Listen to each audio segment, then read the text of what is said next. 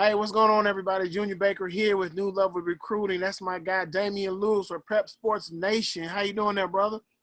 Hey, man, I cannot complain, bro. Cannot complain at all. You see the smile on my face right here, right? Because you got I already know. this Bro. analysis right here. This synopsis might get us in trouble, but you know what? We're going to do it anyway, man. We're finna move to 6A quarterfinal playoff game. Two big-time programs. You got your Buford Wolves going against the Langston Hughes Panthers. Well, actually, Langston's making a trip up to Buford. So let me rephrase that. Langston versus Buford. I'm going to toss this to you. I'm going to let you get your synopsis off first, and I'm going to come back with mine. All right. I'll say this first, and I mentioned this before in the Fear None group. The thing about this matchup, there's two things. One, you got Buford, right? It's Buford, all right? Buford. Defending 5A champs, up to 6A. And the thing about it is, low-key, people really ain't been talking about Buford this year. And, I think part of that was because I think some people weren't, for years people always say, oh, Buford, they know they need to be in 6A. Let's see what they can do against 6A. I used to hear that a lot. They of course they doing their thing in 5A. They really in 6A. Well, they done came up to 6A and beat up everybody. All right. One loss in their first game of the season to North Gwinnett. All right. And they ain't looked back since. All right. So that's one thing for Buford. Then on the other side, Langston Hughes. Let's just be clear. No one expected Langston Hughes to get this far besides Coach Williams and his staff and the Langston Hughes Panthers. All right. And those of us that knew a little something about them, once we seen how the brackets laid out, if you were smart, you knew, hey, they got a nice little path to possibly punch their ticket into the championship. There's so much, man. This breakdown right here probably could have been just the whole thing today. I love what Coach Williams is doing with the Panthers. I know people are going to say they're young. I know people are going to say they just don't have the experience. But unless you see them for yourself, that's a machine over there. Now, I will say that the young thing can play a factor because you got to realize, you're playing a team in Buford that, you can't check out if you fall behind. You got to keep it together, all right? And you got to still play your game, and you got to find ways to win. And that's where youth sometimes, I'm not saying that's going to be the case, but that's where youth sometimes can be an issue, all right? But I've seen them play in the opening round of the playoffs. And, man, these boys, young or not, they play ball, and it's the defensive side that probably impressed me the most. I'm not going to lie.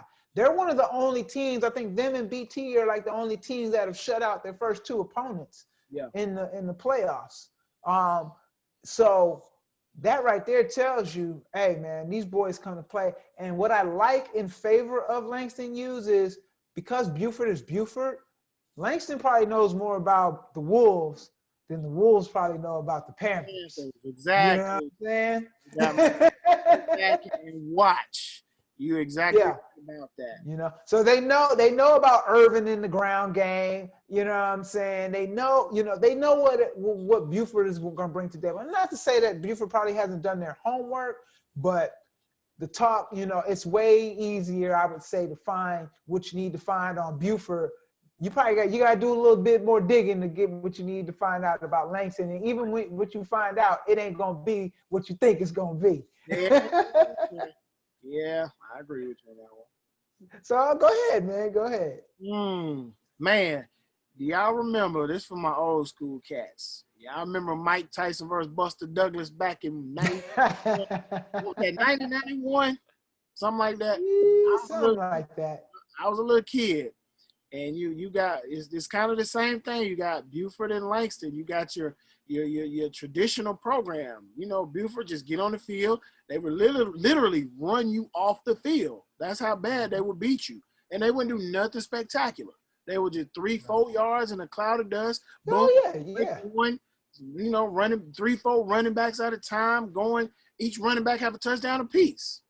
And it's like it's the same thing. You know, they got a couple of young athletes over there, man. But Buford is Buford. You know, they've almost played in every classification since the 90s. I think they started off in like 2A. You know, they were like 2, 3A, something like that. Yeah. They just worked their way up. I wonder will Buford ever make it to 7A. You think so? Oh yeah, man. They'll make it up. They'll make it to 7A. Because they are their own community. They do what they want to out there. And they got a lot of pull. Let's just say that. But let's talk about them boys on the South Side real quick, man. You pointed out, they a real young team, but they hungry. Man, Prentice, Nolan, the freshman quarterback, 2 weeks ago, this kid puts up 400 yards in the air. 400, Damian, 400. Yeah. Freshman in a playoff game, 400 yards in the air, and this was in the first half. Yep. First half. So I'm thinking like, man, this kid got in stride at the perfect time. Right. At the perfect time. Yep. We got Antonio Martin back there, tote that thing, toting it like a grown man. Then the defensive side, oh my God. I went and saw Langston play Westlake earlier in the year. And that kid, Gannon Weathersby, is he was the best player on the field back, you know, when I saw that game. You know, they lost to Hughes. He was the best player on the field. Right. It's a very strong possibility he could be the best player on the field Friday night as well on defense. He has a hard nose of just getting to the football, and he flies. When I say flies, it's like that dude is like a laser, dude. He gets there. So, you know, to top this thing off, it's the experience versus the youth. Yeah. You know, sometimes that experience, big brother, pounds on little brother. You know, sometimes you got your young gunners coming up out of nowhere, punch you in the mouth, and then you get knocked out like Tyson did against Buster Douglas. And, you know, this game could go either way. I'm excited for it, man. This is the best game. Even though we talked about BT and Warner Robins earlier being the most underrated, that's a sneaky good game. This flat out right here will be the best game, man. You know, shout out to Roderick Weathersby and Lee Anthony Williams and Keisha Wright and all them guys, man. They've been talking so much stuff in the Facebook group. Hey, we had to come to the prediction for y'all right here, man. But it's going to be a good game. I really want to come to this one. I know I can't make it because I'm going to do another game, but it's definitely going to be a good one. Yeah, definitely. Well, good luck to both of the teams as someone will punch their ticket into the Final Four and get one step closer to Georgia State. Y'all pick. Y'all keep picking like y'all been doing all week. We ain't doing this week. So, look, that's how we ain't doing no more picking for the rest of it. It's the playoffs, baby. It's the playoffs. Man. We're gonna encourage both teams to go out there and give it their best. Look, they're laughing at us right now. It's all good, though, man. Oh, y'all scared to pick. Hey, man, I got to go to these schools next year, man. We got to make friends with these kids now. Like, y'all, man. Hey, look, I ain't ESPN. We ain't ESPN. We can't be getting shut out. Exactly. Look, we ain't making that ESPN money just yet. Right.